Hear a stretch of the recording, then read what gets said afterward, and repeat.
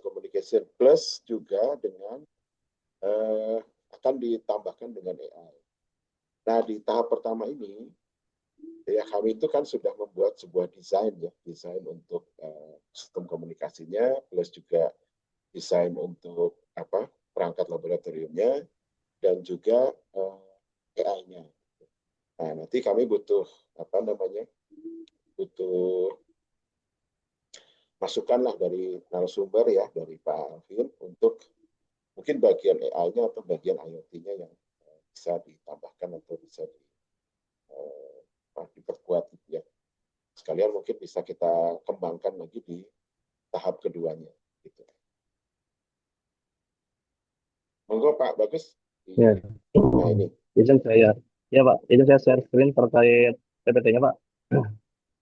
Jadi Ya, ini mungkin secara singkat saja ya terkait laporan penelitian di tahun 2025 ini. Maaf, tahun 2025 kemarin Pak. Jadi untuk tahun 2025 kemarin itu kita lolos proposal hilirisasi dengan ketuanya Pak Bambang, kemudian ada Pak Sudarmono dan Bu Levi, di mana ini adalah proposal untuk 2 tahun ya, untuk 2 tahun 2025 dan 2026.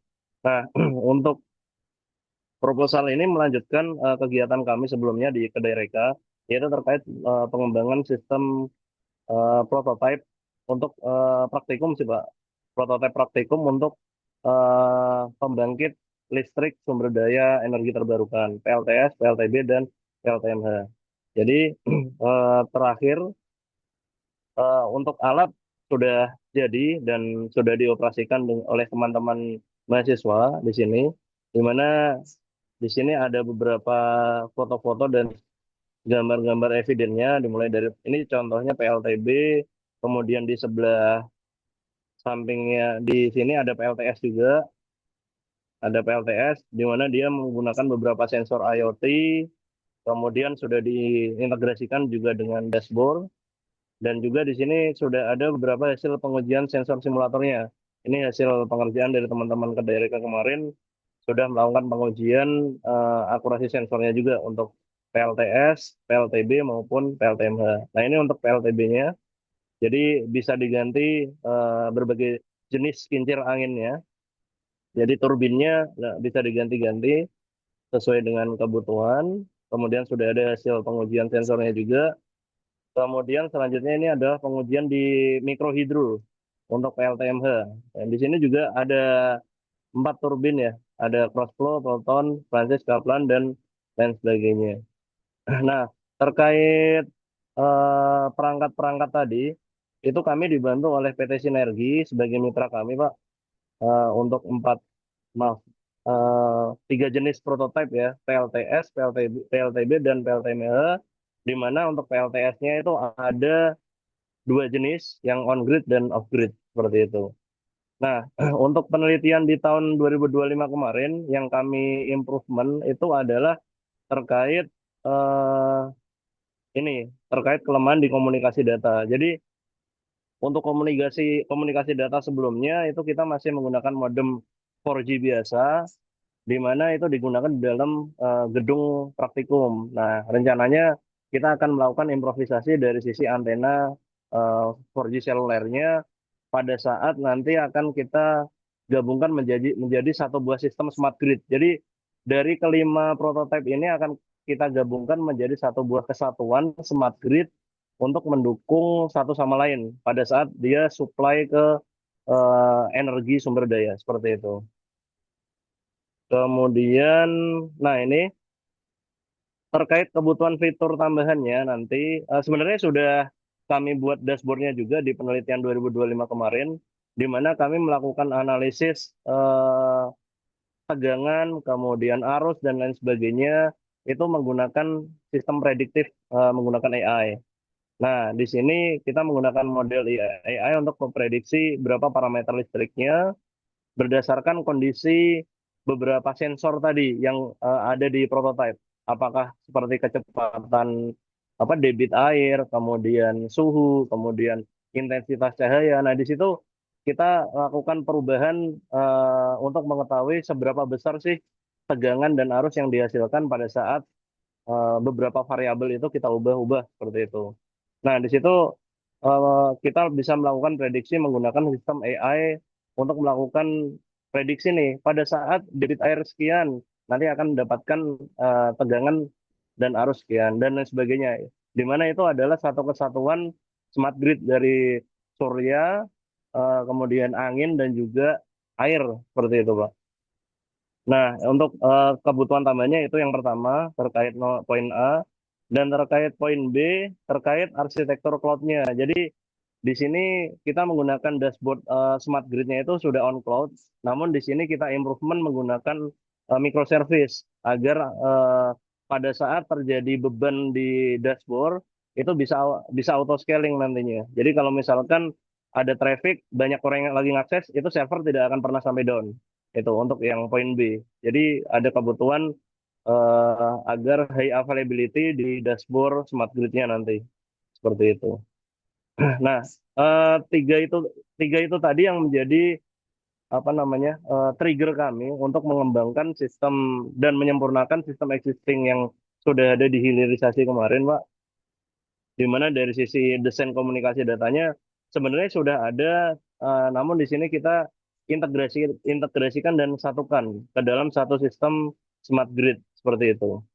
Jadi sebagai contoh ini kemarin terkait realisasi antena kita juga sudah dibantu oleh teman-teman di laboratorium. Kita sudah lakukan desain dan simulasinya juga. Kemudian fabrikasinya juga sudah kita lakukan. Sudah diuji juga pengujian gen antena dan lain sebagainya. Semua parameter kita lakukan pengujian. Kemudian terkait dashboardnya, kalau sebelumnya ini adalah dashboard masing-masing pembangkit ya Pak ya. PLTS, PLTB, PLTMH. Nah itu tadi. Namun di 2025 kemarin kita tambahkan satu buah dashboard khusus yaitu dashboard smart grid yang menggabungkan beberapa sumber energi atau pembangkit, menggabungkan beberapa pembangkit. Ada solar, kemudian maaf, bentar, saya coba. Nah, seperti ini. Jadi di sini ada muncul beberapa total powernya berapa, grid efisiensinya berapa, baterai storage-nya berapa, dan ini adalah gabungan dari beberapa pembangkit seperti itu. Jadi harapannya kita bisa membuat satu kesatuan pembangkit dari tiga pembangkit energi tadi, seperti itu. Kemudian, nah ini jika kita lihat per masing-masing satu-satu, untuk solar kita bisa melihat historical output-nya dan predicted output-nya. Nah, predicted output ini adalah harapan kami kita bisa memprediksi dengan kondisi cahaya terik atau apa dengan intensitas cahaya sekian yang bisa kita ubah-ubah parameternya, kita bisa melakukan prediksi outputnya nanti seperti itu. Ini untuk yang solar. Begitu juga untuk yang angin dan juga hidro. Jadi kita AI-nya itu untuk melakukan prediksi output ini, Pak, di masing-masing pembangkit ya, solar, angin maupun hidro.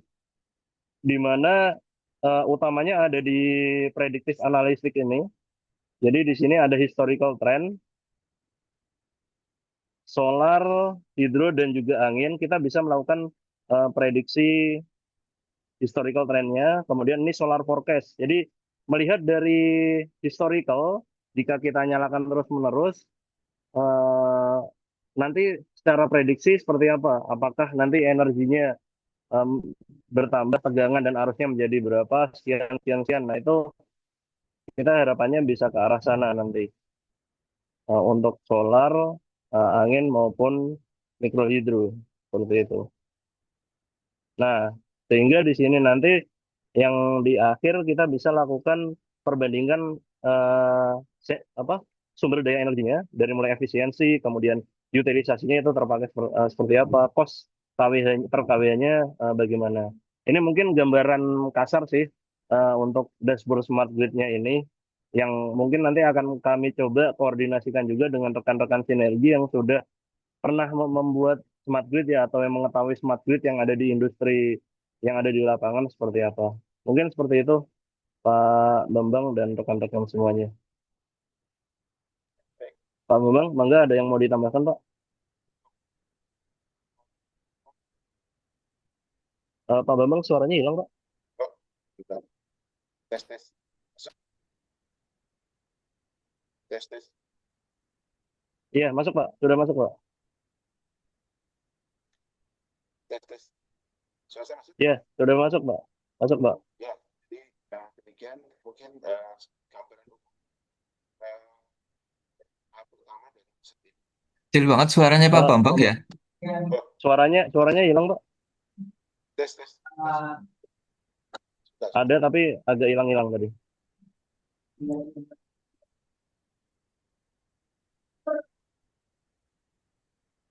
Tes, tes, tes. Sudah, Pak. Sudah, Pak. Oke. Oh, kabelnya berarti. Tes, tes, tes. Iya, masuk, Pak. Masuk, Pak. Oke. Ya, jadi begitu gambaran umum mengenai hasil penelitian yang sudah dilakukan di tahap pertama. Mungkin ada masukan atau tambahan informasi apa namanya ide begitu ya dari narasumber mungkin yang bisa disampaikan. Monggo mulai dari siapa dulu mungkin? Dari Pak Alvin dulu mungkin ya. Oke. Monggo silakan Pak Alvin. Nah, terima Silakan, kasih. Pak. Assalamualaikum warahmatullahi wabarakatuh. Waalaikumsalam warahmatullahi wabarakatuh. Pertama-tama Waalaikumsalam. saya ucapkan terima kasih nih Pak Bambang atas undangannya mendadak.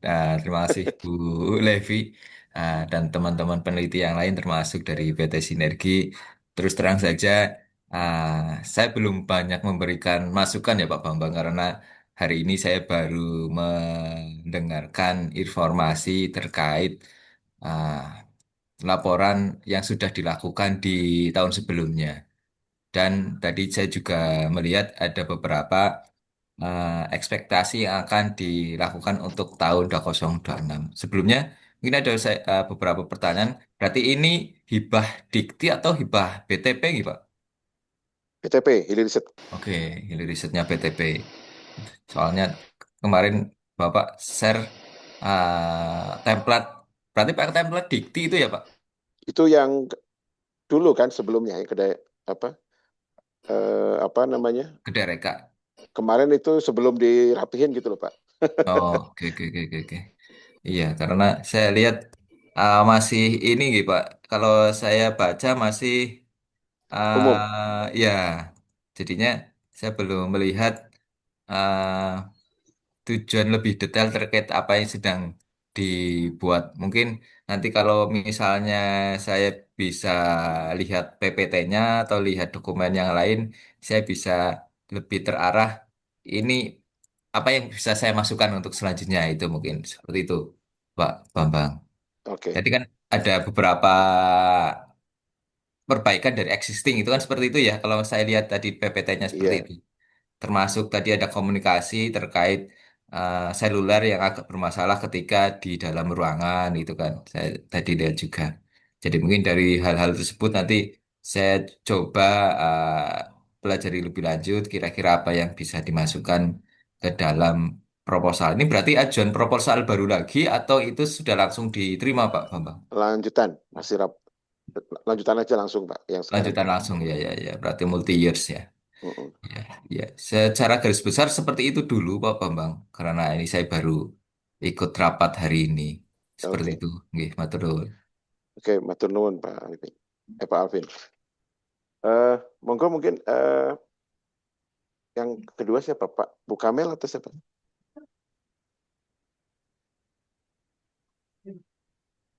Pak Bagus? Ya, iya, Pak. Siapa Halo. lagi nih narasumbernya? Eh, bukan dari Pak Sudarmono, bagaimana, Pak? Apakah sudah Tadi, bergabung tadi bersama ada Pak Pak Pak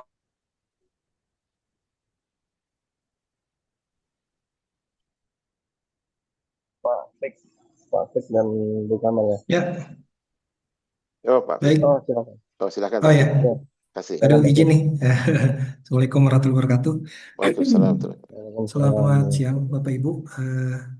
Mohon izin nih perkenalkan dulu, saya Fik Pratama dari perusahaan PT Kimikro, Kuadran Sistem Mikroelektronika Cerdas.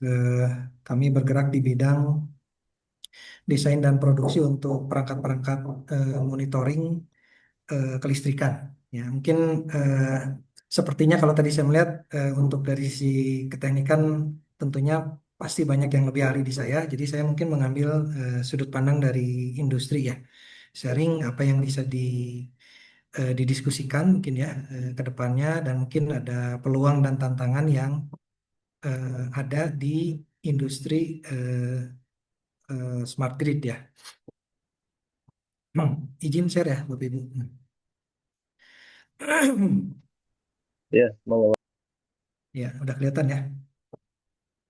Oke, baik. sudah. Ini, ya, baik. Mungkin pertama-tama kita melihat dulu ya dari arahan pemerintah maupun dari global bahwa memang ada urgensi dan visi transisi energi itu bahwa net zero emission itu nanti ada di tahun 2060. Nah, terus juga ada pergeseran paradigma ya dari sistem konvensional yang terpusat yang mungkin masih belum bisa dimonitor, nanti ke depannya juga nanti akan menjadi terbentuk sebuah ekosistem digital yang baru gitu ya. Jadi salah satu konsekuensi dari sudut pandang industri gitu ya yang terbesar apalagi untuk PLN ya sebagai mitra kita di smart grid itu memang mereka harus bergeser ya melihat bahwa eh, OT ya, operational technology itu sekarang harus digabungkan dengan IT. Nah, nanti juga di situ ada beberapa prasyarat termasuk dari sisi SDM, cyber security gitu ya. Begitu juga nanti kesiapan network infrastructure-nya. Nah, smart grid ini sendiri dipandang sebagai enabler utama ya untuk integrasi energi terbarukan yang apa namanya tadi juga sudah dibahas ya bahwa bersifat intermittent gitu ya. Nah, ini mungkin gambar yang sudah familiar gitu ya, bahwa memang ada smart grid, ada microgrid. Ya, smart grid itu sebetulnya ya, apa namanya, lebih ke bagaimana kita bisa memonitor ya secara interconnectability dua arah gitu ya, mengendalikan dan juga memonitor semua yang ada, baik itu pembangkitan, jaringan, distribusi gitu ya. Begitu juga nanti mungkin kalau memang sudah ada teknologi-teknologi baru yang terpasang ya, terinstal ke jaringan distribusi kita ya, termasuk nanti ada baterai, ada ya charging gitu ya. Terus juga ada kendaraan listrik, IoT dan seterusnya.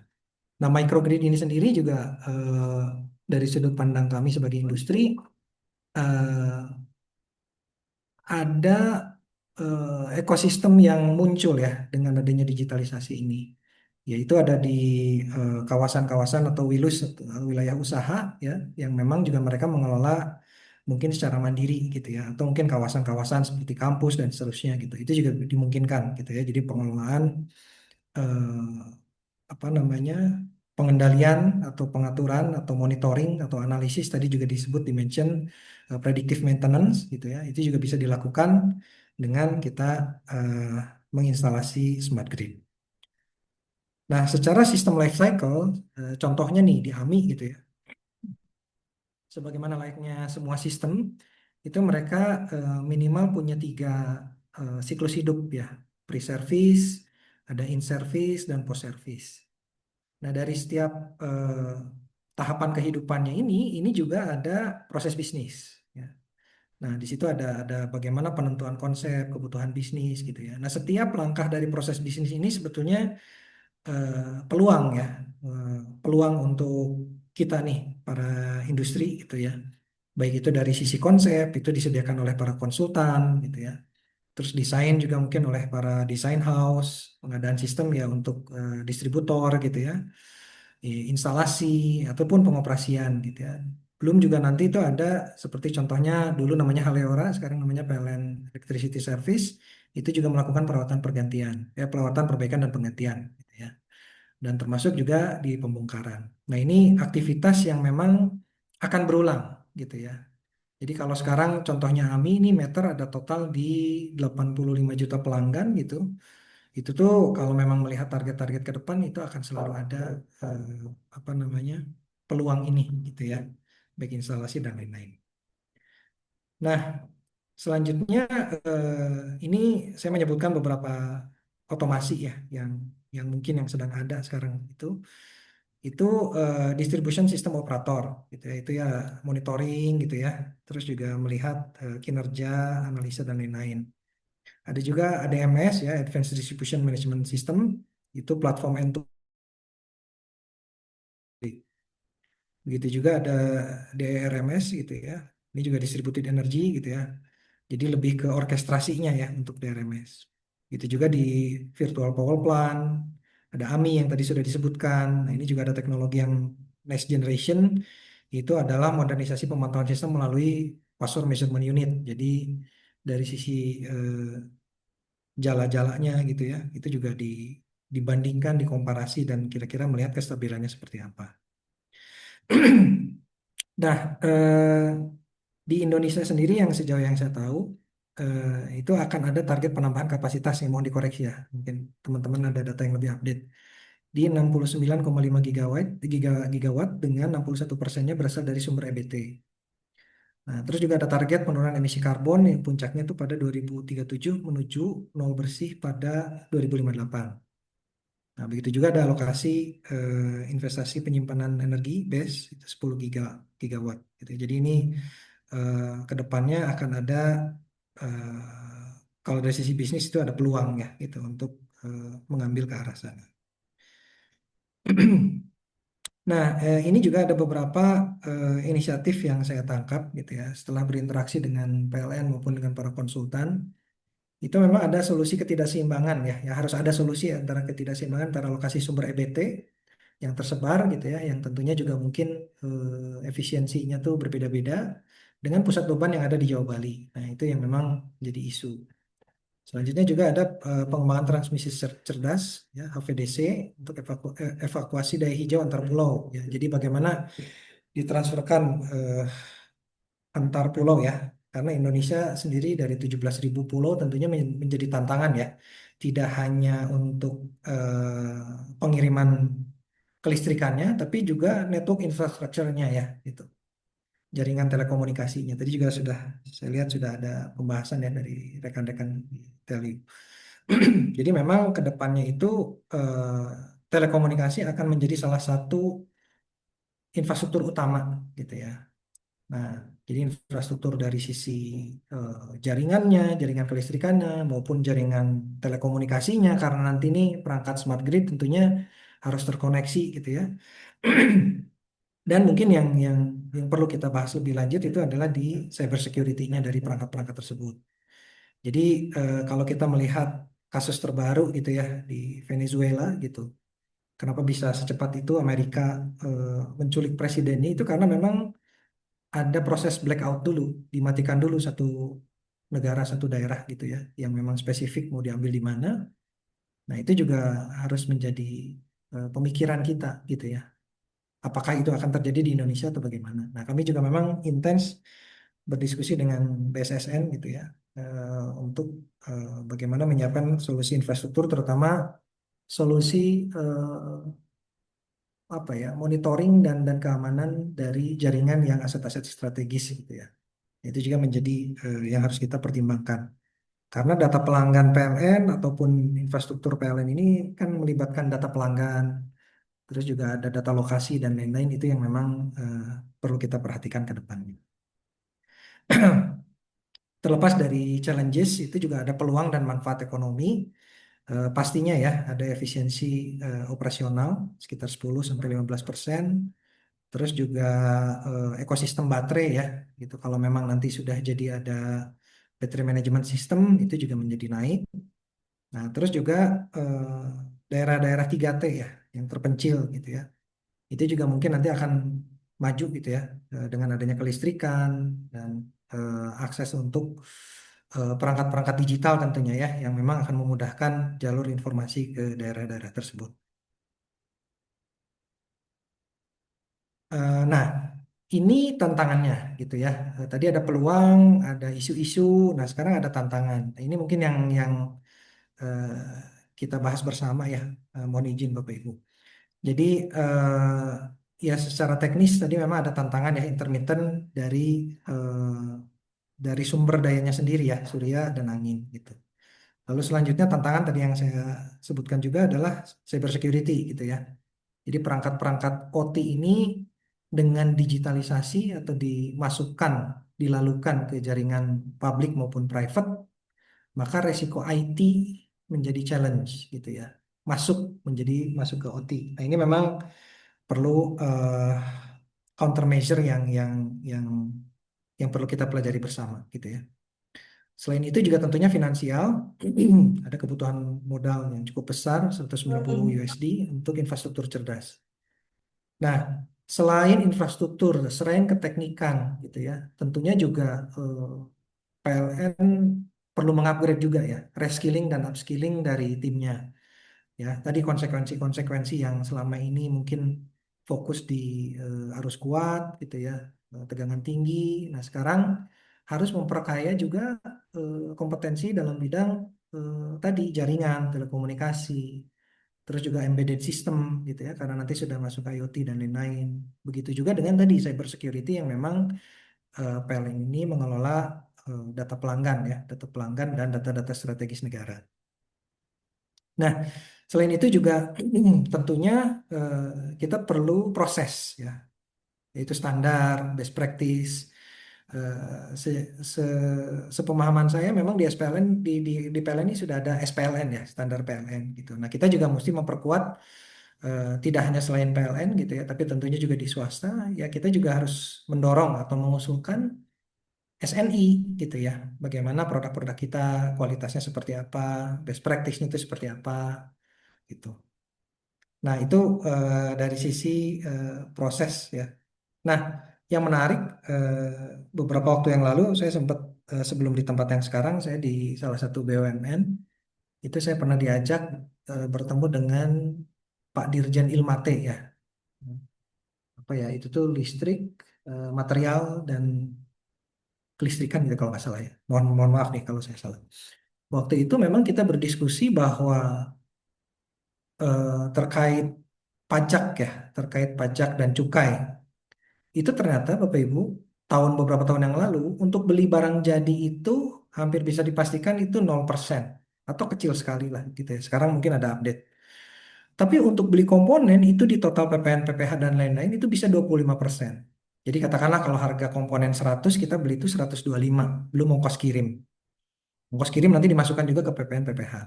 Jadi memang dari sisi industri elektronik, kalau kita tidak memiliki industri semikonduktor gitu ya, ataupun industri elektronik dari level komponen, itu kita akan terus mengimpor. Dan mengimpor ini harganya besar. Dulu waktu saya di tempat kerja yang dulu, saya juga sempat kerja di pabrik apa solar rooftop gitu ya.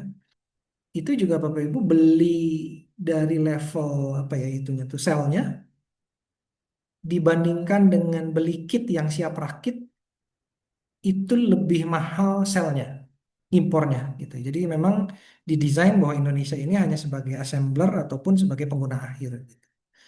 Nah, mungkin perlu ada eh, pendekatan yang lebih holistik ya dari sisi regulasi, insentif gitu dan subsidi yang memang lebih berpihak lagi kepada industri elektronik lokal gitu ya. Bisa saja dalam bentuknya bahwa ada off-taker, industri-industri besar ini yang memang nanti akan membeli dari industri semikonduktor kita misalkan gitu ya, atau industri solar rooftop kita misalkan gitu ya. Nah, ada juga tax allowance misalkan untuk produksi dalam negeri itu bisa lebih murah atau dikasih apa istilahnya itu tax holiday gitu ya, tidak bayar pajak sekian tahun atau memang dibebaskan pajak gitu, atau impor barang tertentu itu memang eh, bisa di 0% kan gitu ya. Jadi bisa tetap kompetitif kalau memang ini kita ini sebagai eh, perakit bahan baku gitu ya, tidak hanya sebagai perakit akhir. Apalagi kan hilirisasi ini sekarang menjadi isu ya. Nah, ini juga mungkin perlu dipertimbangkan. Nah, lalu melihat itu bagaimana solusi percepatannya gitu ya. Nah, ini ada JETP ya, Just Energy Transition Partnership ya. Bagaimana mobilisasi dana-dana yang terendapkan misalkan apa namanya digunakan ya untuk eh, apa pembiayaan berbasis internasional misalkan gitu ya, dari luar apa gimana sedemikian hingga banyak tuh ada green bond, green funds gitu yang memang mereka bersedia gitu ya untuk membantu penghijauan dari energi di Indonesia EBT gitu ya. Dulu saya sempat diskusi dengan JCM itu tuh apa perusahaan Jepang ya, negara Jepang ya JCM itu. Eh, Japan Carbon Management gitu ya. Istilahnya saya lupa gitu. Tapi memang mereka bekerja sama dengan Kementerian Ekuin ya dulu ya, Ekonomi dan Perindustrian. Nah, itu mereka Jepang itu memang karena mereka negara maju, banyak manufakturnya gitu. Dan mereka juga dibebani oleh target karbon gitu ya. Makanya mereka membebankan itu kepada perusahaan-perusahaannya. Nah, perusahaan-perusahaannya itu mencari bagaimana mereka bisa mengalihkan beban itu ke negara-negara berkembang seperti Indonesia. Nah, dari dana-dana itulah eh, kita bisa mengambil benefit nih gitu ya. Jadi bahwa industri yang bekerja sama dengan pihak Jepang atau biasanya negara-negara Nordik gitu ya, Skandinavia, itu mereka bersedia gitu mendanai kalau produknya pakai mereka atau ada komponennya dari mereka, tapi kita yang install, kita juga yang melakukan pendekatan. Nah, terus juga dari sisi BUMN ada memang yang bergerak di EBT itu di PT SMI ya, Sarana Multi Infrastruktur.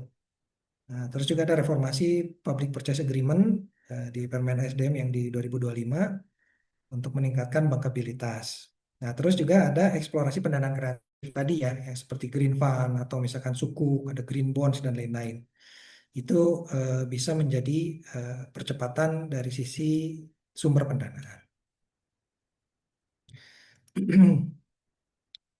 Nah, kalau untuk persiapan dan langkah strategis tadi selain tentunya enablernya ya, keuangan, mindset dan lain-lain gitu.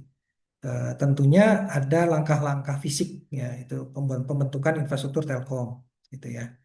Jadi bisa melalui fiber optik atau mungkin yang terbaru nanti 5G.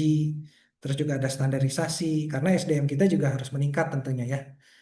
Kita harus pertimbangkan secara holistik tidak hanya barangnya tapi juga orangnya siap memasang, menggunakan, mengoperasikan, memaintain tadi ya kita lihat life cycle di awal itu dan juga membongkar seperti apa. Selanjutnya juga ada bagaimana penerapan regulasi. Tentunya hal baru ini perlu dites ya gitu. Mungkin di kawasan-kawasan yang memang sudah siap atau kawasan-kawasan yang memang apa ingin bergerak maju, kita coba dulu di kawasan khusus gitu ya, di kawasan yang apa namanya terbatas gitu. Nah, bagaimana nih kira-kira pengujian secara regulasi diterapkannya dengan lebih baik seperti apa? Nah, begitu juga tadi mempertimbangkan ya bahwa industri ini tidak bisa hidup sendiri nih gitu. Tadi dari siklus hidup yang tadi saya presentasikan di awal juga, itu tuh kita butuh konsultan gitu ya sebagai konseptor, design house. Ya, ini tidak bisa digarap sendirian gitu. Terus juga ada instalatur, ada maintainer, ya, ada pembongkaran, ada manufaktur, ada pengadaan. Nah, ini semua bergerak harapannya menuju pendekatan ekosistem ya. Jadi tidak hanya one man show gitu ya, tapi kita juga mengajak maju bersama-sama dengan pihak yang lain. Nah, tadi saya juga sudah mention ya insentif terhadap industri utama dan industri pendukung smart grid hingga ke level semikonduktor jika memungkinkan. Nah, secara kesimpulannya, maaf nih agak panjang Bapak Ibu. Digitalisasi smart grid ini adalah fondasi ya untuk transformasi energi nasional. Ya, betapa tidak bahwa benefitnya banyak ya, terutama mungkin eh, bagaimana kita memonitor lebih efisien, menjangkau juga rekan-rekan kita yang 3T ya, terjauh, terluar, dan apa terpencil gitu ya. Nah, terus juga memang diperlukan ada sinergi dari ekosistem yang ada gitu ya, regulasi, keamanan cyber, terus pendanaan. Nah, ini memang harus kita lihat secara helikopter view, tidak bisa kita lihat separuh-separuh gitu ya. Nah, harapannya ini sistem smart grid ini mewujudkan sistem kelistrikan yang andal, efisien, dan rendah karbon untuk generasi mendatang. Nah, mungkin itu dari saya sedikit, mohon maaf banyak kekurangan dan teks semua nih. Jadinya mungkin agak membosankan. Tapi kurang lebih itu yang saya coba kumpulkan dari industri. Eh, Terima kasih banyak. Mungkin itu dulu. Terima kasih. Baik, baik, terima kasih Pak Fit. Mungkin ada pertanyaan dari Bapak-Bapak, Pak Bambang atau Pak Alvin atau Bapak-Bapak yang lain. Silakan, Pak Alvin mungkin. atau Pak Indra? Saya belum. Kalau boleh di-share filenya, di-share filenya dulu nggak apa-apa. Biar saya masih nyambung dengan yang tahun pertama.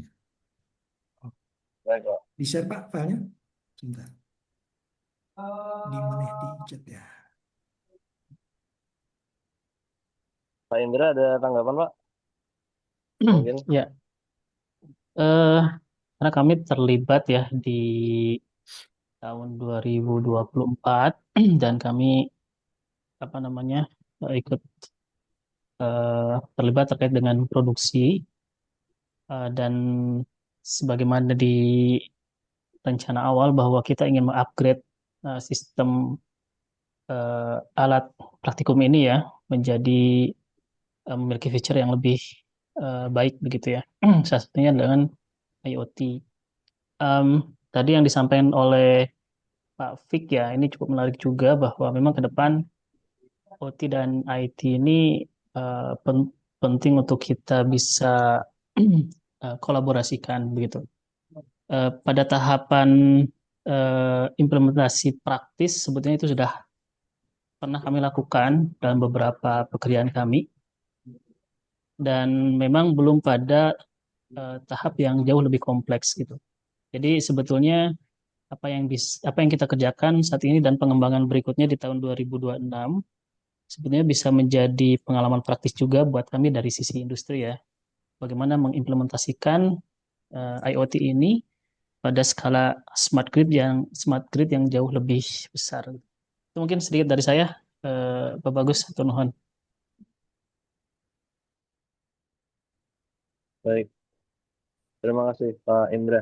Selamat datang, Bu Levi. Bu Levi sepertinya sudah bergabung. Eh, Mungkin sedikit pertanyaan dari saya, Pak Fik. Izin bertanya sedikit. Halo, Pak Fik. Kalau Baik saya Pak. masuk? Boleh Pak. Ya. Masuk Pak, Punten, tapi ini jangan kameranya susah-susah saya Pak. enggak.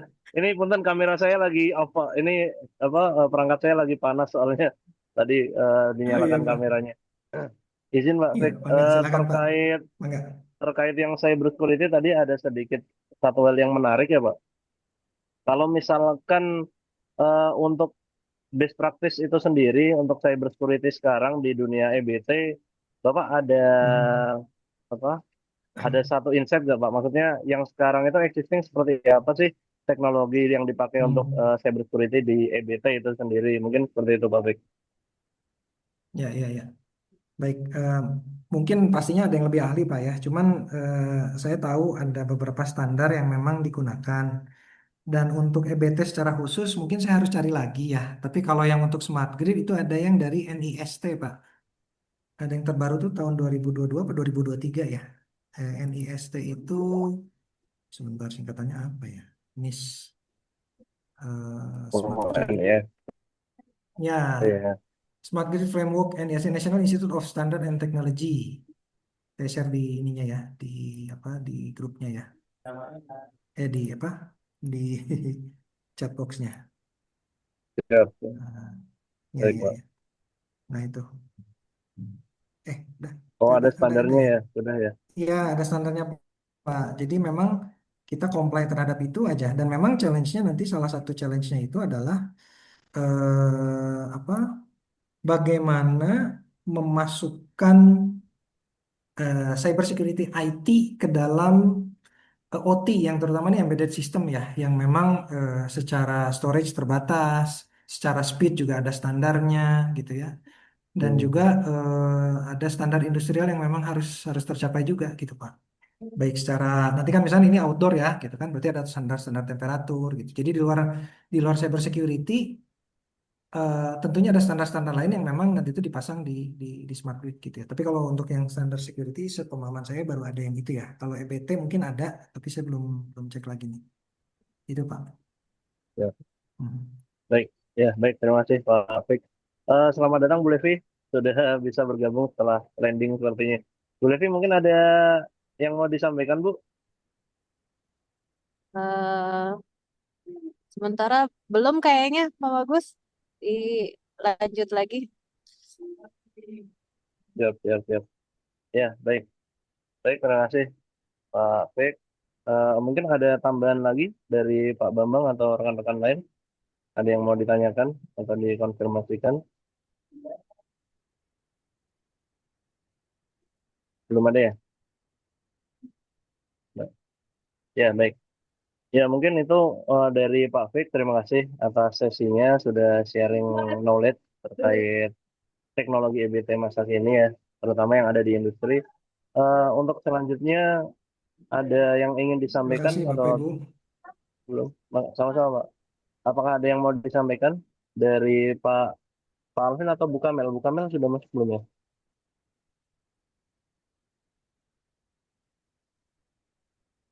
Saya udah Bu, cukup Pak tadi yang saya sampaikan. oh baik Pak. Terima kasih Pak. Bu Kamel sepertinya belum ada join, Bu Levi. Bu Kamil belum masuk? Iya, belum masuk Bu. Oh ya, coba-coba saya cek lagi.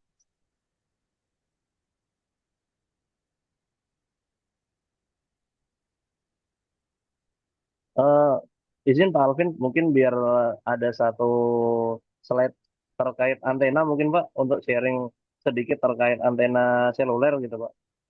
Untuk saya coba screenshot, jadi mungkin bisa menjadi salah satu pertimbangan kami kenapa nanti kita menggunakan teknologi antena seluler yang misalkan microstrip atau ke yang lain. Mungkin ada ada sedikit teori seperti itu Pak Alvin mungkin. Terus terang, saya belum menyiapkan Pak. Karena baru dihubungi Pak Bambang barusan saja. Oh, siap, siap. Ya, baik, baik. Ya, masalah, Pak. Ya, Pak. Kita tunggu Bu Kamel dulu ya mungkin ya. Mungkin sambil menunggu Bu Kamel, kita izin diskusi sambil diskusi ya Bu Levi ya Bu, Ya, ya, untuk silakan. Ya. Saya untuk lupa Kak. terkait kondisi existing. Sepertinya. Ya, Mungkin ini Pak mungkin Bagus dari ya gimana Pak? bisa ditanya nih Mas Vincent nih, yang kemarin Ya, sem- apa namanya mengerjakan sekaligus tidur bareng sama alatnya nih sampai malam nih. Itu kan Mas Vincent mungkin pengalamannya Mas, apa ya, yang bisa kita enggak, terapkan Mas? silakan Pak Vincent. Oke, izin Bapak Ibu, perkenalkan nama saya Vincentius Jason. Jadi di sini saya sekarang sebagai alumni ya, alumni mahasiswa dari Telkom University.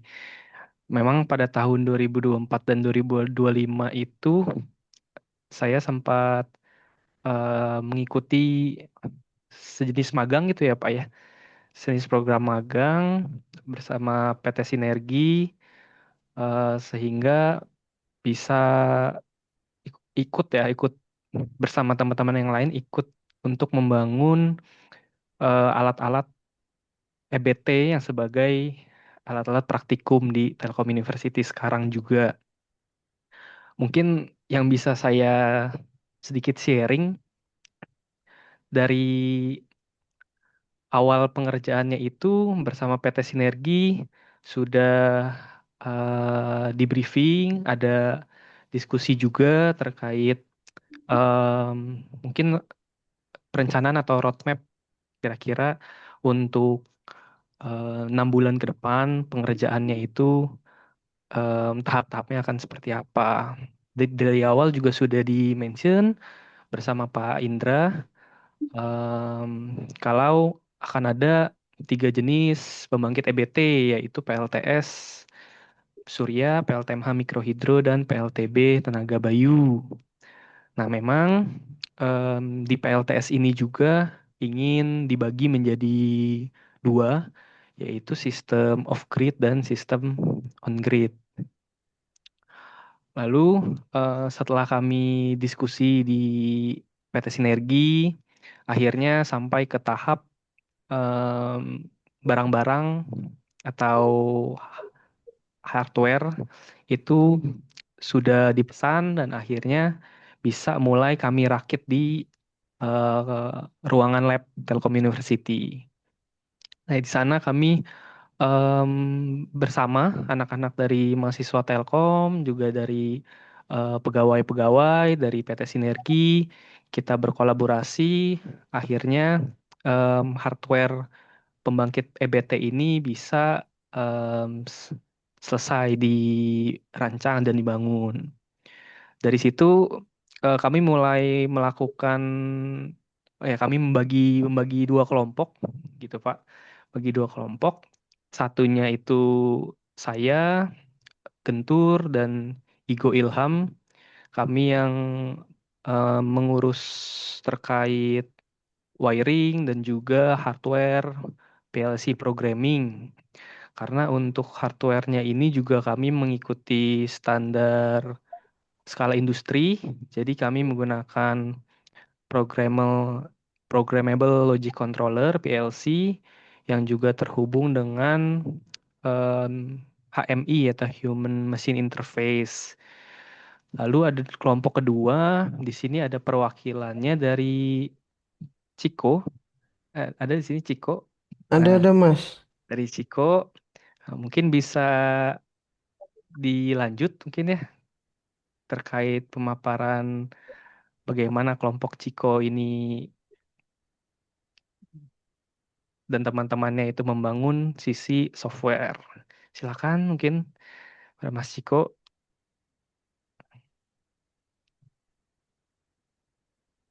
Masih di mute, Ciko.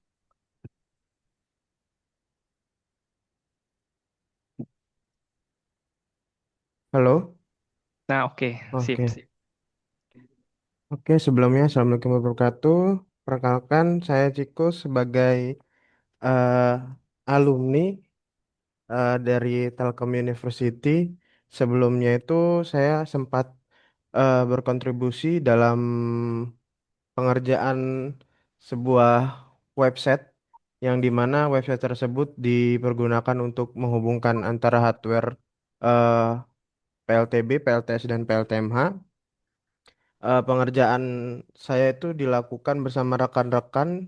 eh Selama pengerjaan tersebut itu mungkin banyak sedikit kendala ya eh di bagian IT-nya. Untuk keberhasilannya mungkin saya bilang di angka 85% karena belum terlalu sempurna, tapi kalau untuk dipergunakan langsung ke alat itu sudah cukup bisa ya Mas Vincent gitu. Oke, terima kasih Ciko. Mungkin kembali lagi ke saya. Pastinya selama risetnya berjalan, pasti banyak hal-hal yang di luar dugaan kami dan banyak hal-hal teknis yang memang challenging gitu ya. Jadi tantangan juga. Kami pun juga di sisi hardware juga mengalami hal yang sama. Em, Beberapa ada dari teman-teman yang belum bisa hadir pada hari ini ada menitipkan beberapa em, kira-kira problem dan kira-kira rencana apa yang bisa diperbaiki ke depannya gitu. Kalau bisa nanti saya sempat sampaikan di akhir. Em, Permasalahan-permasalahannya itu cukup banyak. Jadi kita juga berimprovisasi, kita juga untungnya dari PT Sinergi juga aktif juga dan juga sangat mendukung kami di sisi riset. PT Sinergi juga memberikan kebebasan juga bagi kami, sekreatif kami juga gitu, supaya alatnya bisa berjalan dengan baik. Gitu. Mungkin terima kasih Pak Indra atas dukungannya. Sami-sami, sami-sami. Gitu, Pak Bagus. Alhamdulillah ini teman-teman yang dulu berkontribusi dengan hadirnya alat-alat tersebut sudah menyampaikan. Mudah-mudahan bisa ada perbaikan ke depan, kita bisa sempurnakan kembali. Maka Pak Bagus. Izin Pak Indra. Ya ini terima kasih Bu Kamel sudah Ya, sudah hadir bergabung. Bu Kamel ya.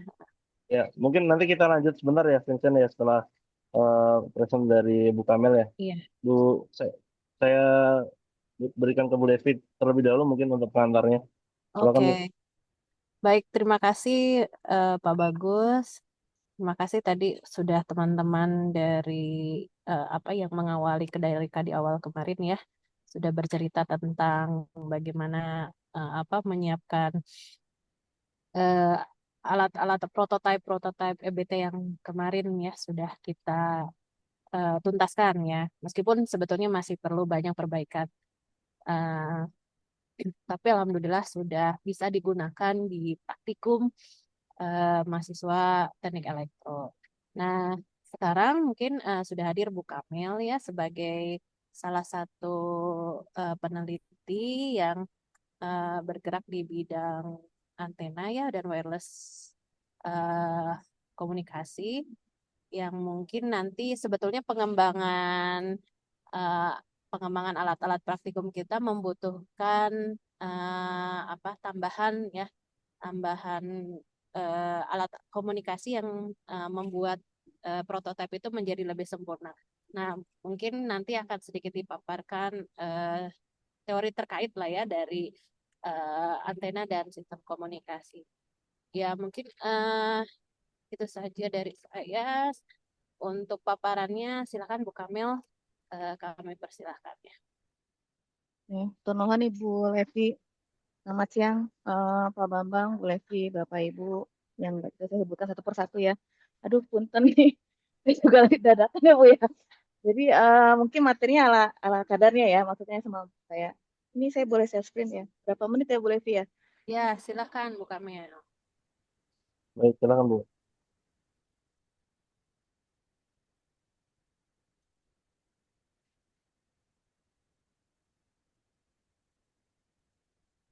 Ini berarti saya sudah terlihat kah ya, punten? Terlihat Bu, Oke, terlihat. makasih. Slide-nya Eh, Tapi yang tampilannya besar Bu. back end ya. oh gitu Bu ya. Oke. Yang ini udah Bu? Oh, sebentar, Bu.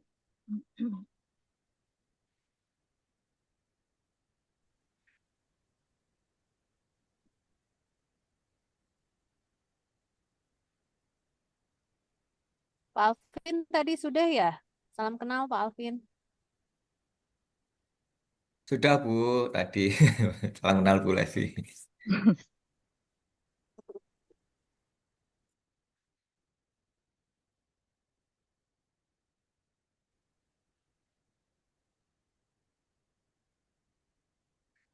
Kalau ini sudah nggak ya, Bapak Ibu, punten?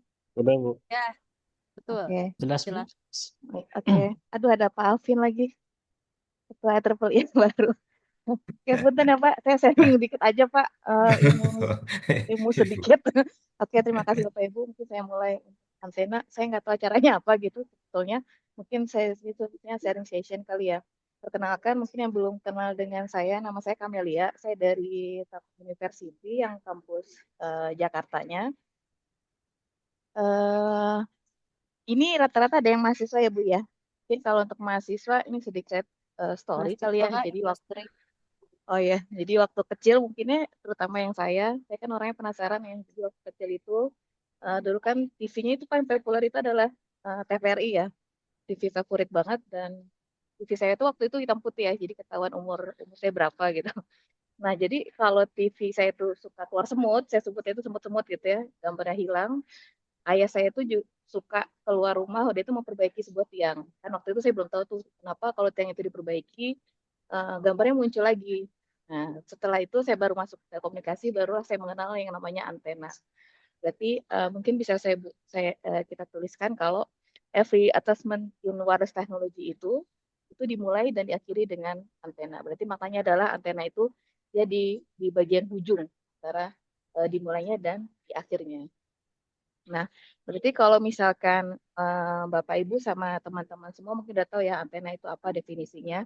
Kalau misalkan dalam bahasa yang lebih formal atau yang lebih akademis, berarti antena itu adalah perangkat yang fungsinya itu untuk mengirim sama menerima sinyal elektromagnetik dengan dia mengubah sinyal listrik tadi itu menjadi gelombang di udara. Jadi agar bisa ditransmisi atau vice versa.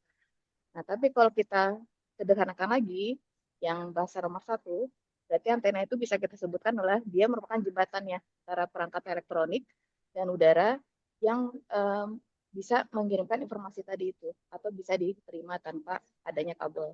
Tapi kalau kita make it simple, yang nomor 2 tadi mungkin antena itu bisa kita definisikan, berarti komunikasi nirkabel dia dengan memancarkan atau menangkap gelombang elektromagnetiknya tadi.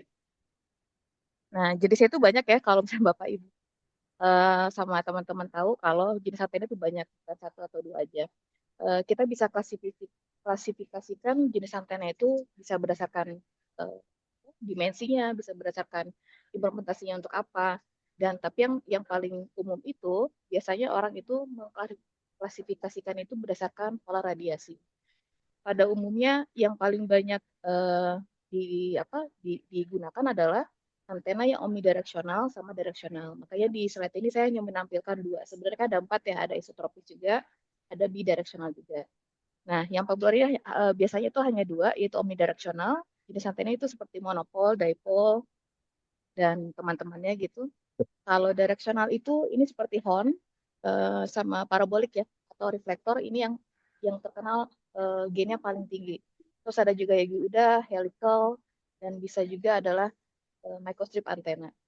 Halo, berapa Bu? Ya, waalaikumsalam. Jadi kalau parameter antena, Bapak, Ibu dan teman-teman mungkin udah tahu ya, maksudnya parameter antena itu kan banyak ya, ada pola radiasi, ada polarisasi, gain dan sebagainya. Tetapi biasanya yang paling banyak difokuskan sama desainer antena atau engineer antena itu adalah dalam mendesain atau mengukur adalah pola radiasi, terus ada juga bandwidth sama gain dan polarisasi. Jadi mungkin saya hanya mengingat kembali gitu ya, pola radiasi itu berarti menggambarkan secara grafis distribusi energi radiasi yang dipancarkan suatu antena dalam koordinat ruang gitu. Nah, kalau pada umumnya kan omnidireksional sama unidireksional. Berarti kalau omnidireksional itu yang sebelah kiri berarti dia memancarkan hampir almost 360 derajat horizontal. Nah, ketika kita potong, misalnya kita bedah, berarti dia seperti apel ya, buah apel di mana sebelah kiri sama sisi kanannya itu seperti bulat. Nah, tapi kalau unidireksional berarti dia memancarkan ke satu arah tertentu, di mana kalau teman-teman lihat ada namanya main lobe, di mana main lobe ini berarti dia daerah radiasi yang terbesar. Kalau side lobe sama back lobe itu berarti daerah radiasinya itu yang kecil gitu.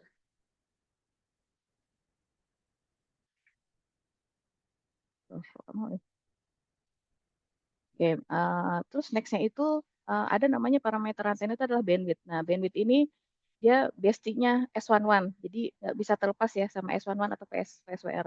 Berarti bandwidth itu adalah kita fokusnya itu ke nilai S11-nya atau bisa ke nilai VSWR-nya. Nah, berarti bandwidth-nya adalah dia rentang frekuensi di mana antena tadi itu bisa beroperasi secara efektif sesuai kriteria kita yang mau kita desain antenanya tadi.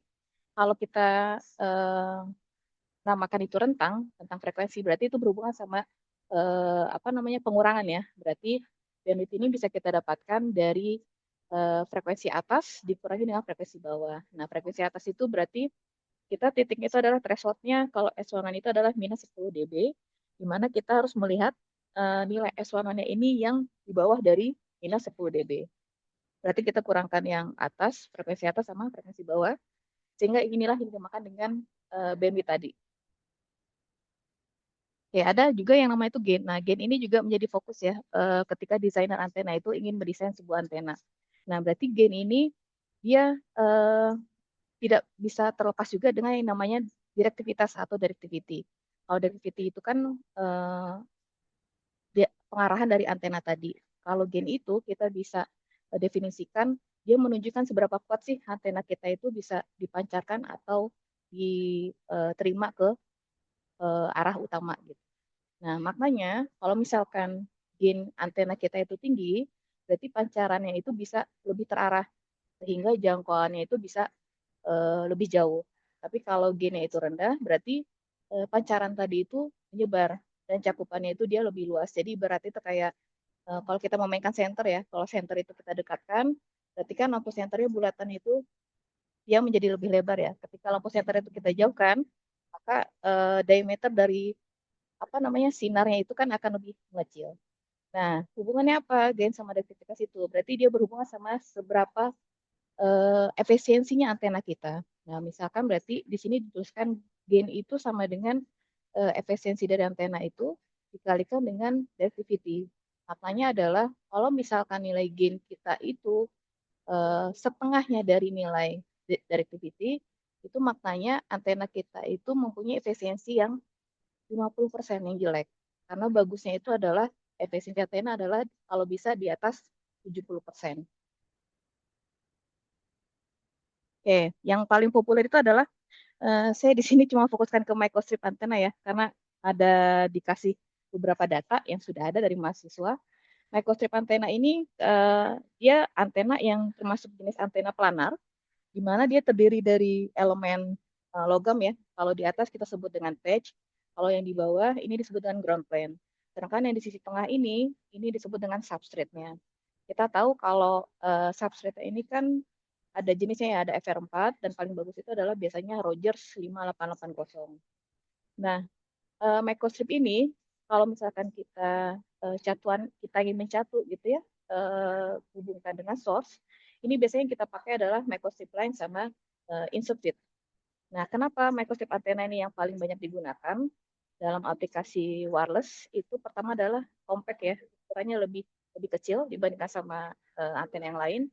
Terus dia tentu saja ringan karena ukuran yang compact tadi itu, dan dia mudah diintegrasikan ke sistem yang wireless tadi. Nah, tapi tentu saja ya, antena itu kan sama kayak manusia ya, nobody is perfect gitu, pasti ada kurang, pasti ada lebih. Kalau kekurangannya kalau microstrip antena ini adalah bandwidth sama gain-nya itu dia terbatas.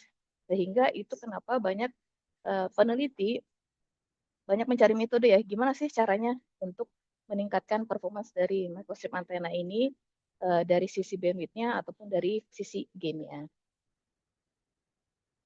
Nah, ini salah satu contoh ya dari yang mahasiswa TELU buat itu. Nah, mereka ingin mendesain sebuah antena frekuensinya itu antara 800 MHz sampai 2,5 GHz. Berarti kan mereka targetnya adalah bandwidth-nya lebar gitu. Nah, tapi mereka menggunakan bahan FR4, di mana kita tahu bahwa bahan FR4 ini kelebihannya adalah dia murah, terus bisa didapatkan gitu ya di pasaran, namun performanya itu tidak terlalu bagus gitu, karena nilai apa namanya permittivity-nya itu almost 4,4. Kita tahu kalau nilai permittivity-nya itu hampir mendekati 1, itu yang justru lebih bagus ya. Nah, sehingga mereka menggabungkan apa namanya metode microstrip yang konvensional ini dengan menambahkan sebuah elemen parasitik di sampingnya. Nah, setelah itu di sini untuk melebarkan bandwidth gitu ya dari antena mereka, di sini bisa menggunakan biasanya namanya itu adalah DGS atau Defective Ground Structure. Jadi DGS ini kita memotong bagian yang ada di ground plane-nya itu. Nah, di sisi kiri ini adalah tampak desainnya ya, ketika mereka menggunakan salah satu software, dan sebelah kanan ini adalah bentuk dari fabrikasinya. Nah, setelah itu, setelah antena yang sudah difabrikasi, tentu saja mereka harus melakukan pengukuran bandwidth-nya itu berapa. Nah, kalau kita ingin tahu bandwidth-nya itu berapa, berarti kita harus mengukur nilainya S11 atau nilai VSWR-nya. Nah, metode pengukuran S11 atau VSWR, biasanya kita menggunakan VNA, terus kita connect-kan ke SMA konektor ya. Biasanya kalau microstrip antena itu menggunakan yang namanya itu SMA konektor ke VNA ini menggunakan kabel koaksial. Nah, di sini hasil pengukuran mereka di sini didapatkan bahwa antena mereka ini memiliki bandwidth sekitar hampir 1,7 GHz. Berarti sesuai dengan spesifikasi desain yang mereka harapkan. Nah, setelah itu mereka ingin tahu nih gain atau pola radiasi dari antena mereka ini gimana sih, berapa gitu. Nah, di sini saya coba tampilkan cara setup gimana cara mengukur gain. Bagian A ini berarti ketika kita mengukur antena daripada antena yang ketiga ya. Antena ketiga sebelah kanan, terus sebelah kirinya adalah antena referensi. Nah, di mana antena ketiga ini dia memiliki frekuensi kerja yang sama dengan antena under test atau yang antena yang ingin kita ukur. Setelah kita dapatkan berapa nilai gain dari antena ketiga ini, terus kita ukur nilai daripada antena yang kita desain. Nah, setelah itu kita kurangkan, baru kita dapatlah nilai real daripada antena yang kita desain tadi. Nah, kalau yang gambar berikut ini setup pengukuran ya untuk kita ingin tahu pola radiasi antena kita itu seperti apa.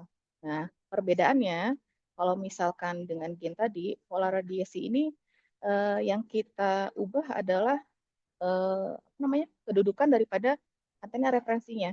Nah, di mana kalau E-plane berarti horn-nya ini sebagai antena referensi, biasanya referensi itu menggunakan antena horn. Ini kita dudukan secara horizontal. Setelah itu untuk yang keduanya, S-plane-nya kita ubah secara vertikal. Nah, setelah itu kita dapatkan dayanya berapa setiap pengukuran yang dua ini, baru kita bisa membuat sebuah pola hasil daripada pengukuran pola radiasi tadi. Nah, yang ini merupakan bentuk dari pola radiasi sama bentuk pola radiasi dari simulasi sama dari hasil pengukuran ya. Kalau hasil simulasi, saya cari datanya ya. Sepertinya mereka cuma men-screenshot dari front view. Jadi tampak dari side view-nya itu mungkin kurang jelas gitu ya. Saya tidak bisa menemukannya. Tapi kalau hasil dari pengukuran pola radiasi mereka, ini hampir menyerupai omnidirectional. Gitu. Nah, setelah mereka melakukan pengukuran, ternyata gain dari antena mereka itu sekitar 4 dB di frekuensi 2,1 GHz. Mungkin sekian yang bisa saya sharing-sharingkan ya, Bu Levi sama Bapak Ibu, Pak Alvin dan Pak Bambang. Mohon maaf kalau ada banyak kekurangan. Mendadak dan Terima beku. kasih, Bu. Ya. Terima kasih penjelasannya. Ditambah tadi juga sudah sedikit mereview dari apa yang sudah dilakukan oleh teman-teman di lab antena ya. Terus di Hamas dan kawan-kawan ya yang tadi sudah dilakukan hasil simulasi dan pengukurannya.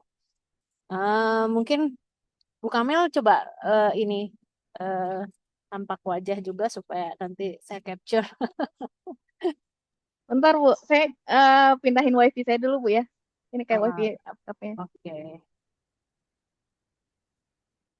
Baik.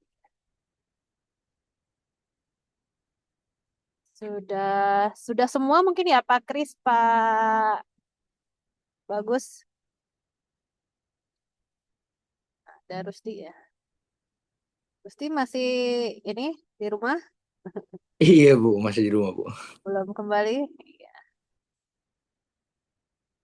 Oke. Nah ya. Udah jelas. Saya pin dulu ya Bu.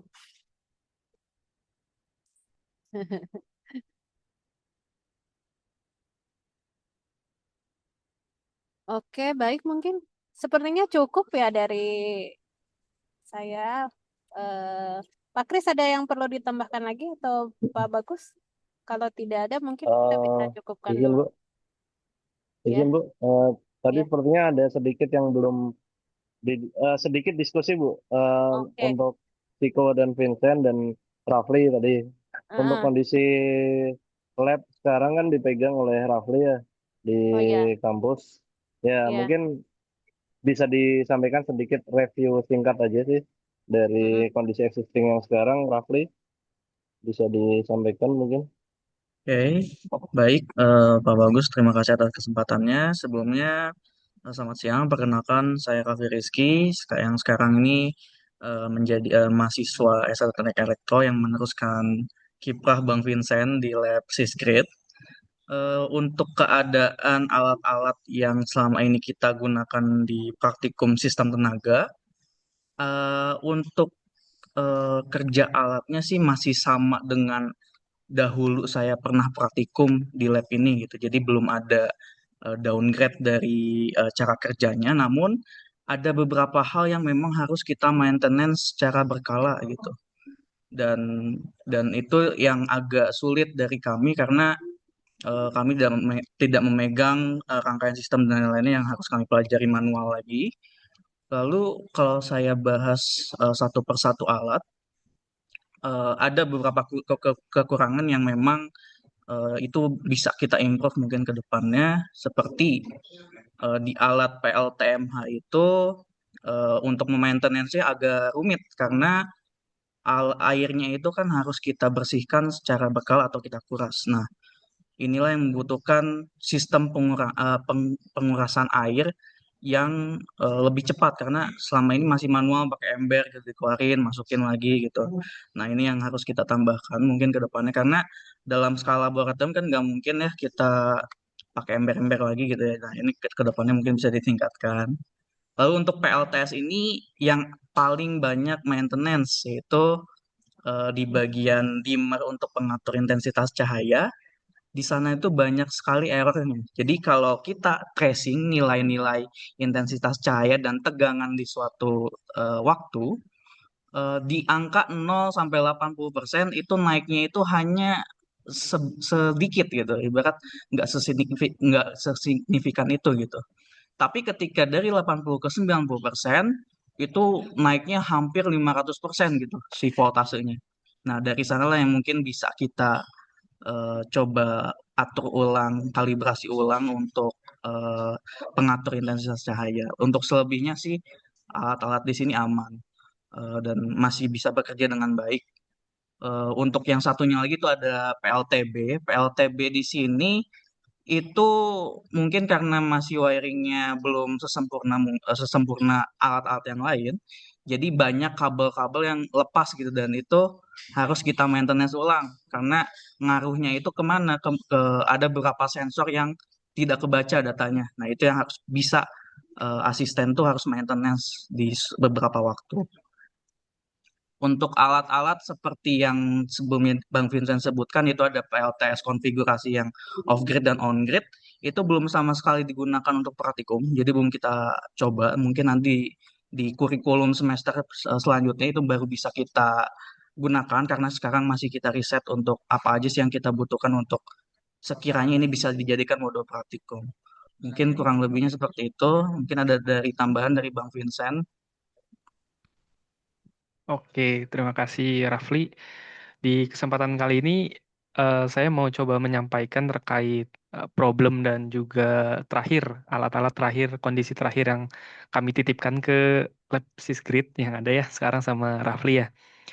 Jadi izin mungkin yang terkait PLTS yang pertama. PLTS itu kan kami ada dimmer, menggunakan dimmer. Dimmernya ini mengatur frekuensi konsepnya. Nah, karena lampu yang dipakai itu lampu 220 volt dan tegangan AC 50 Hz. Nah, dimmer ini mengontrol frekuensinya itu dari 0 sampai 50 Hz. Nah, mungkin ini bisa menjadi pertimbangan apakah sepertinya ya kalau dari berdasarkan tadi ya keluhan dari Rafli, sepertinya dimmer frekuensi ini agak kurang optimal ya penggunaannya ya karena 80% ke 100% itu berbedanya hanya sedikit. Gambarannya kurang lebih 80% itu 40 Hz, 100% itu 50 Hz.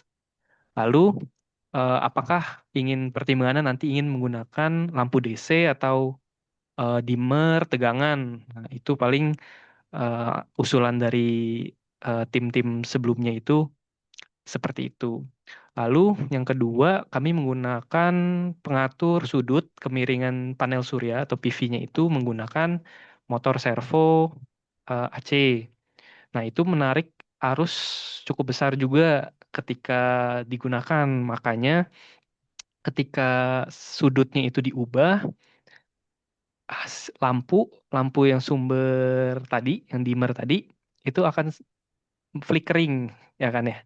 Dia akan kedip-kedip karena terpengaruh kemungkinan nih dugaan kami satu arus yang ditarik dari motor servo itu sangat besar. Kedua juga mungkin ada semacam induksi elektromagnetik untuk menggerakkan servo itu yang mengganggu komunikasi antara microcontroller ke dimmer. Nah, itu bisa jadi faktor juga. Nah, mungkin itu bisa menjadi improvement ke depannya. Lalu berangkat ke PLTMH, mikrohidro, problemnya itu sempat ingin awalnya ada empat pembangkit, sempat ingin dicoba digabung dua pembangkit atau lebih. Nah, ternyata setelah dicoba em, penggabungan ini tidak berdampak signifikan terkait energi yang dihasilkan. Nah, juga pada pembangkit yang keempat ini Kaplan, kami juga awalnya itu ada pemakaian pipa 1 inch diubah menjadi 2 inch karena tidak cukup untuk memutar pembangkit Kaplan awalnya. Tapi setelah sudah diganti menjadi pipa 2 inch, pembangkit Kaplan sudah bisa berputar. Jadi makanya ada 2 jalur kalau lihat di alat praktikum mikrohidro. Satu jalur yang pipa kecil, 1 inch, yang jalur kedua yang 2 inch hanya untuk kaplan saja.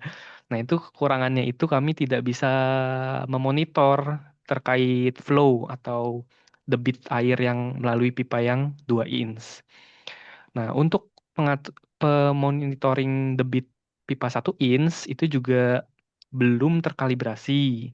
Nah, mungkin itu uh, yang ingin dikerjakan selanjutnya, kemungkinan itu mengkalibrasi debit dan juga uh, pe- konversi nilai pada displaynya itu ketika kecepatan penuh bisa negatif.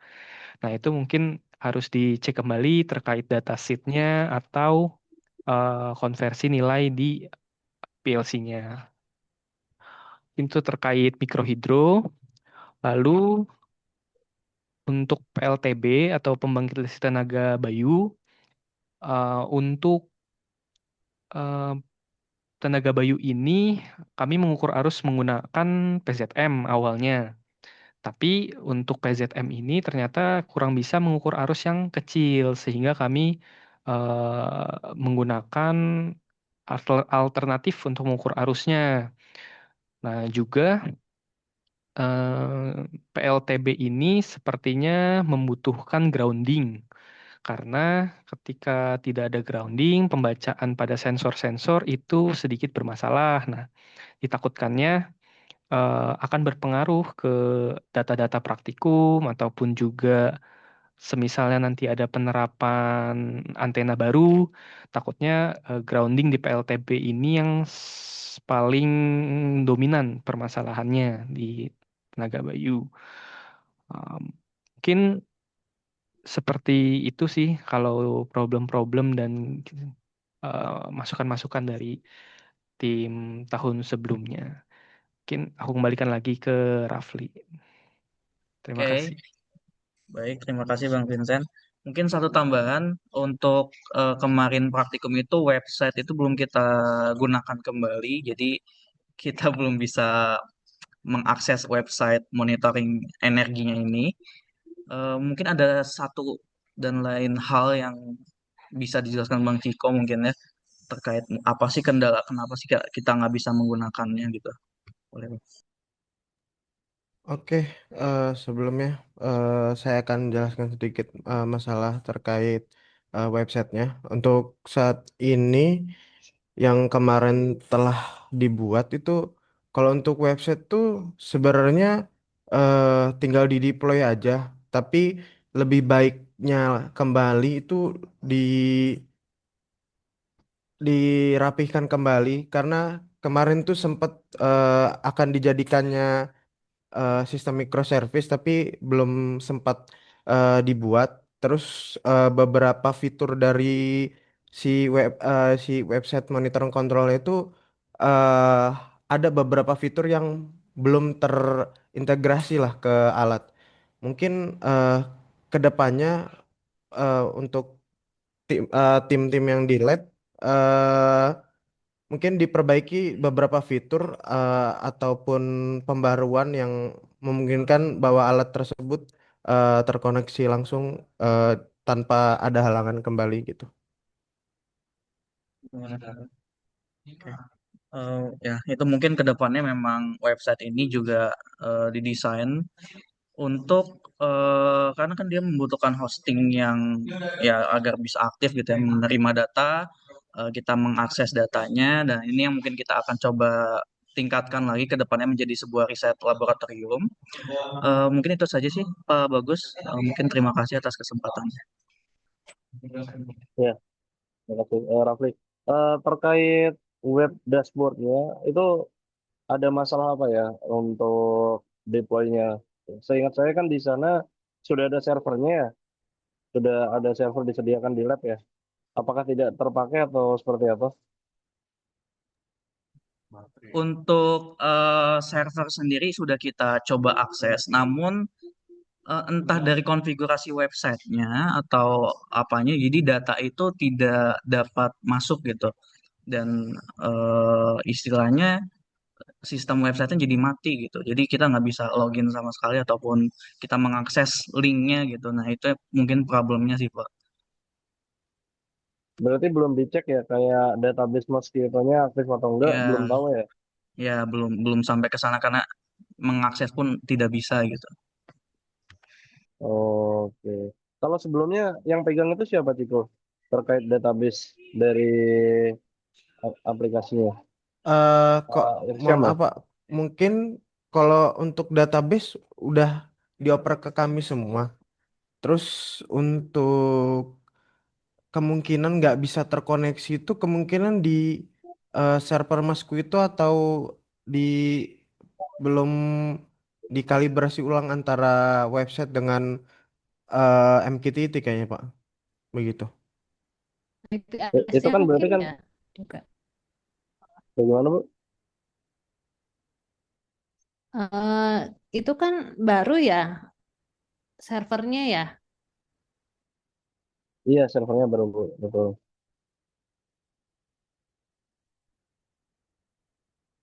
Nah, itu kurang tahu apa untuk database mosquito harusnya ada di server itu atau di komputernya gitu. Seingat saya kan kalau dari sisi hardware kan nggak masalah ya. Apakah sempat dikasih aksesnya ke teman-teman yang di lab sekarang atau belum gitu? Akses ke mosquito servernya atau loginnya sudah diserahkan belum? Untuk diserahkannya setahu saya itu sudah ada di server tersebut sih Pak. Mungkin kalau misalnya terjadi kehilangan data mungkin nanti Rafli bisa menghubungi saya untuk saya berikan data yang kemarin Pak. Gitu. Bukan, maksud saya untuk akses ke servernya kan mungkin Ya, ada loginnya. root servernya Mm-mm. betul Bu. Root Ada servernya root admin terus dan segala macamnya ya. admin.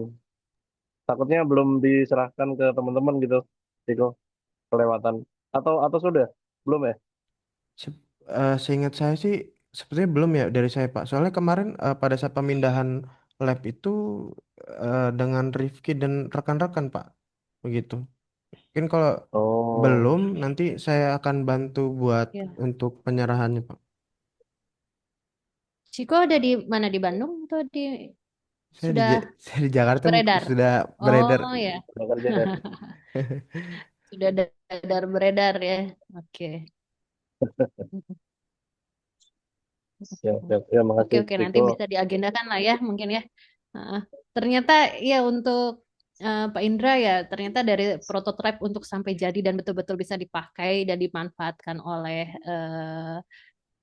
pengguna gitu ya, itu masih perlu apa berkali-kali apa cek recheck Penyempurnaan Bu ya. sinkronisasi lagi ya Pak ya. Mungkin kalau Ya. kemarin kita melihatnya setelah selesai, oh udah selesai gitu, sudah sempurna. Tapi ternyata Hmm. ketika dipraktekkan ada lagi yang memang perlu disetting ulang dan sebagainya. Mungkin Hmm. memang perlu terus dicek lagi ya. Mungkin catatan yang tadi ya Rafli dan Vincent ya dan Ciko itu perlu kita data ya supaya nanti ada waktu khusus untuk di checklist ini sudah diperbaiki atau belum, sudah diperbaiki atau belum, seperti itu Ya. kayaknya.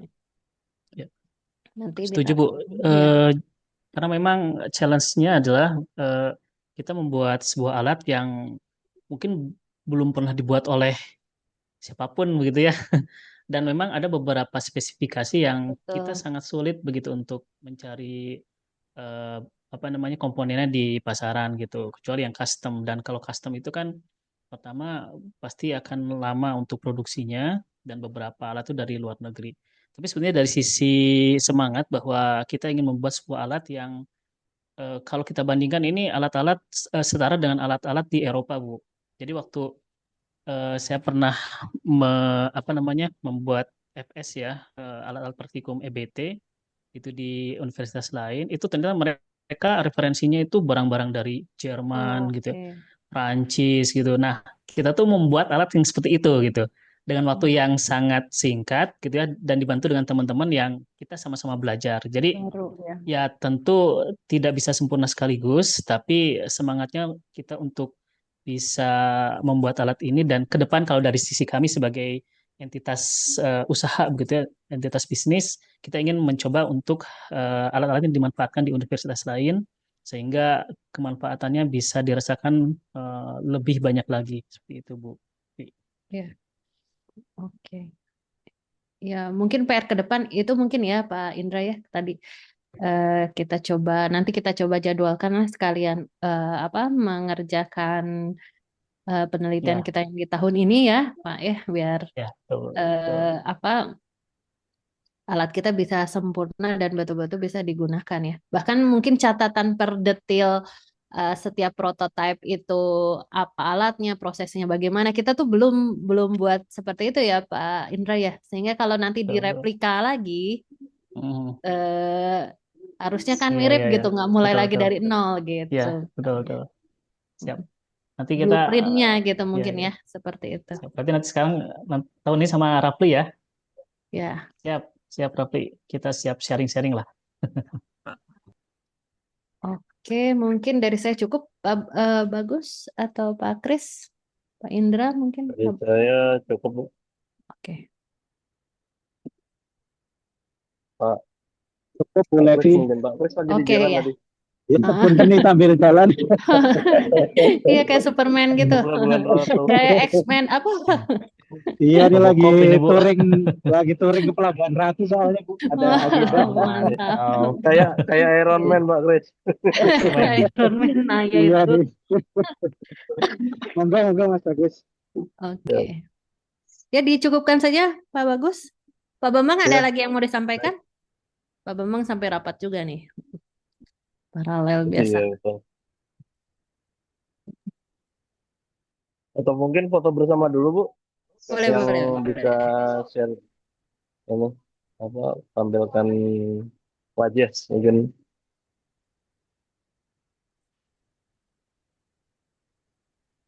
Silakan teman-teman Kalau ada yang bisa diaktifkan. off cam, silakan off cam. Ya. On cam, sorry.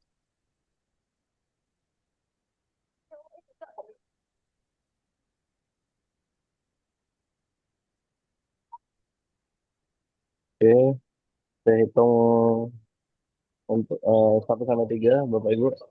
1, 2, 3.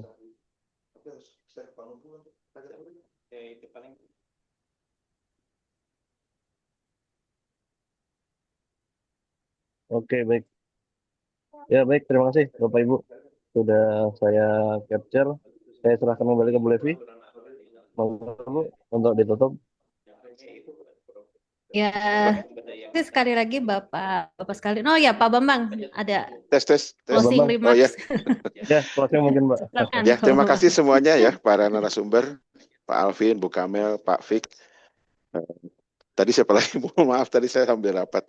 Ya, makasih. Mungkin nanti untuk tahap 2 diundang lagi kali. Ya nanti mudah-mudahan tidak kapok ya. Terima kasih. Udah itu aja mungkin ya Pak. Terima kasih semuanya ya, adik-adik juga mahasiswa. Baik, mungkin kalian tadi membuka Pak Bagus ya. Sekarang saya tutup aja. Terima kasih semuanya. Terima kasih atas partisipasinya. Mudah-mudahan penelitian kita berlanjut dan bisa menghasilkan karya yang lebih baik ya, lebih bisa dimanfaatkan, dan mudah-mudahan juga untuk teman-teman mahasiswa ini menjadi pengalaman yang baik ya. Alumni tuh seperti Vincent dan Chico tuh udah pernah bisa cerita membuat sesuatu gitu ya. Ya, mudah-mudahan ini jadi pengalaman yang baik buat kita semua. Baik, sekali lagi terima kasih Bapak Ibu atas kontribusinya hari ini. Salam sehat, sampai ketemu lagi. Wassalamualaikum warahmatullahi wabarakatuh. Waalaikumsalam Waalaikumsalam. Waalaikumsalam warahmatullahi warahmatullahi wabarakatuh. wabarakatuh. Amin. Ya, baik.